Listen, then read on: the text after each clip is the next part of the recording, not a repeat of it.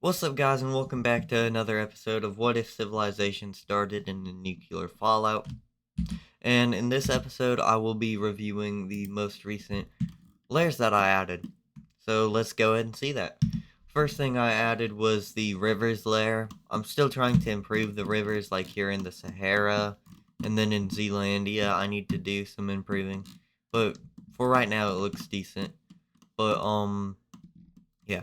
And then we're also working on a stability layer that will be implemented in the future. Still need to do a lot with that, but we will slowly be introducing more layers and more layers to the series, so it's not permanent. But if you do see something wrong with the rivers that I've been recently making, let me know. India's rivers, they're messed up because my India's larger. Um, yeah. Whatever you think could improve the Sahara rivers, though, just let me know in the comments, and then I'll improve them. For the first event in this episode, we actually see the people pushing back against the mutants, and Morocco's going to do really well, actually pushing up to this border on this river. Now, this river is going to play a major part in this series, so I cannot remove it. But so this river is going to be the defensive line for the humans against mutants because of struggles you have when trying to make an offensive against a river, and then these people could easily defend. So it's a strategic defensive that they're going to be doing. But other than that, let's see some expansion. Here we see West Africa actually expanding onto the Saharan lake, and they're going to be like, okay, this lake's pretty good. It has multiple rivers that we can exploit for farming. And then we also see some other African countries expanding down closer to Morocco for trade. So this other West African country, comment down potential names. I want to call this one to the North Morocco, but I don't know about that name. And my capitals and stuff is off. That's weird. But yeah. And then we also see some colonial expansion with colonial claims being pushed up to match Angola's, but this is the most they're going to expand probably ever. And what I want to do is have more ports than most Wixo people, because most Wixo people just have massive colonies instead of smaller colonies, which would be more realistic. So smaller colonies are necessary. This country can expand. If we look at stability, it's doing well, but but it's being funded by rebels, and it's going to move down in stability quite fast. So let's go ahead and see that. So this country's stability moves to orange, meaning they have a potential of collapsing. I want to integrate stability a lot more in this series, and there's not a lot of countries in my series. There's a lot down here, but there's not really many. So I do want to make more countries. That's one thing I really want to do. I forgot to do the sea explored territory for the newly explored regions in the nuclear fallout. So there that is. That's all they know. They don't know this country. They know these countries, surprisingly. But they're not going to worry about South America much. They're going to be like, hey, South America's the thing. We gotta explore it. But they're like, there's too much difficulty exploring it, so they're not going to explore much of South America.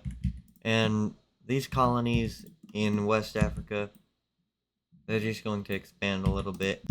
My bad, I forgot to record a little bit. I'm also going to recolor this country right over here to yellow, working on my map, working on how I want stuff, so do not judge. But this country is going to be like, nobody's messing with this area. There's lots of rivers, lots of fertile land. People are moving down here. How about we expand? So they're gonna be like, hey, we're expanding. We're gonna take a good majority of this. So I'm gonna make a quite horrible border. But let's go ahead and pretty this up.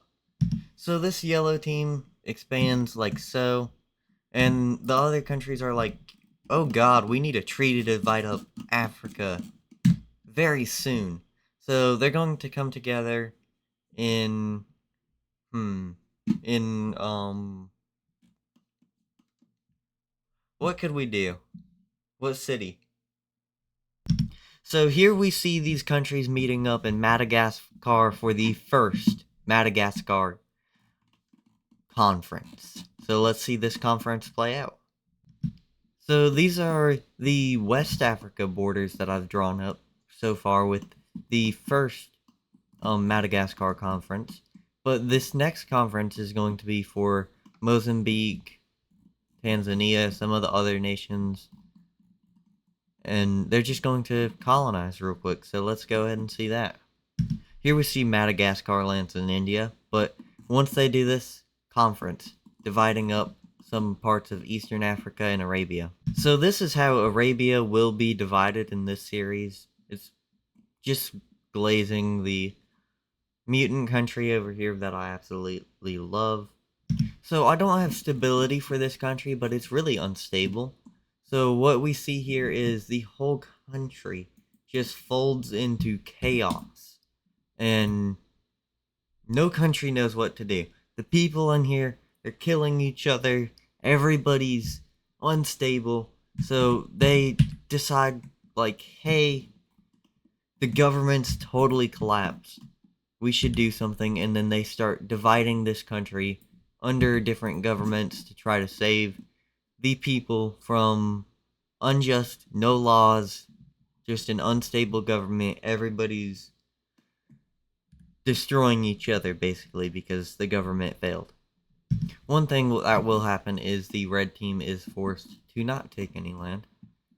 But here we see Tanzania being like, hey, we want to get down into Africa, closer to, like, the Egyptian area down here near the Mediterranean and all that mess. So they're going to be like, alright, let's take at least parts of modern day Yemen. And let's see the division. This is how the country is divided, with Arabia being very complicated. Madagascar is completely left out of everything, and they're mad. But they will do lots of expansion into the radiation zones in India, which will actually gain them lots of resources. But here we see quickly lots of people from Eastern Africa are like, hey, India's promising. We could trade resources and everything. Let's go there. So quickly, India becomes rogue. They're a rogue colony. They're like the US. How the US broke away from colonialism. And I'm going to fix this color real quick because it looks horrible. This is the new India country. They're going to be really weak to start out with, but lots of people are going to move here for resource collecting, and to escape criminal trial. So this is going to be exactly like America. But they're going to expand a lot down up north and not much down south. And that's actually going to cause massive discovery in India. India is going to get pretty much almost fully discovered. Mountains here, so big struggle. And Sri Lanka is going to get discovered. But this also means Madagascar is going to do something really big. They're going to take advantage of how India's allowing people to come down towards them, and they're going to be like, well, we can't trade with these African nations past Angola, so they're like, let's wrap around. So they meet up with Australia, trying to get to the other side of the globe, pulling a Christopher Columbus. And they discover Australia. And they ain't going to make a big discovery in Australia since it's not really nothing special here. But they're going to be like, oh, we discovered this. We're going back home. Forget about this Australia place. It's horrible. So they're going to go straight for colonizing India once again. Going straight for the tip of India. And they're just going to survive right there. They're actually going to perform better right on the tip of India than before. Here we see people from southern Africa actually going to be like, hey, we want to form a nation down on the Great Lakes of the Sahara. Now, the Sahara is doing fairly well, so I need to find a color that will work. So let's make a nation right on here. First things first, with this giant nation, a lot of people are going to be sending their military over to this nation just to try to defeat the Romans, and this is actually going to cut off the Romans so badly, and they're going to stop being able to send supplies to Iberia. They're going to disconnect this. Morocco is going to conquer this area, and Morocco's going to be like, thank God this nation just showed up. And they're going to conquer this area, just splitting it in like a conference, because this nation did just show up. And they're going to absolutely destroy Rome's little area together. They're gonna be like, thank God you're here, bro. And these nations are just gonna have the best relations ever. They're gonna really be enjoying the help of each other. If this is a really bad war, and they're just happy to have the benefit of the other.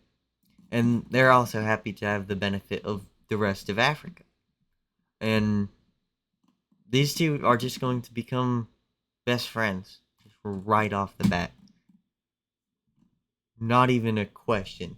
These two are just friends. They have the same sort of religious founding type.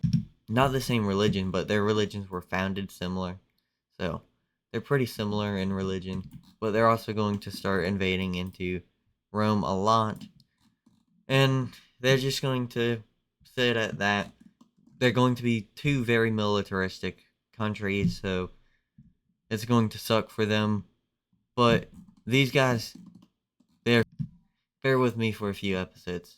We'll fix this war border eventually. Yeah. So this is the European front. The other fronts, they're gone. But this will be it for today's episode. Of not very eventful episode. We saw a major power collapse, but we're seeing many other countries collapse and new empires forming, and powerful countries are appearing very fast due to this conflict. People are just united under this conflict, so there's not many breakaways. But we did see the collapse, and this is what can happen if you put too much of your military and funding into the mutant conflict. So, that will be it for today's episode. Goodbye, everyone. Don't forget to like and subscribe, and have a good day.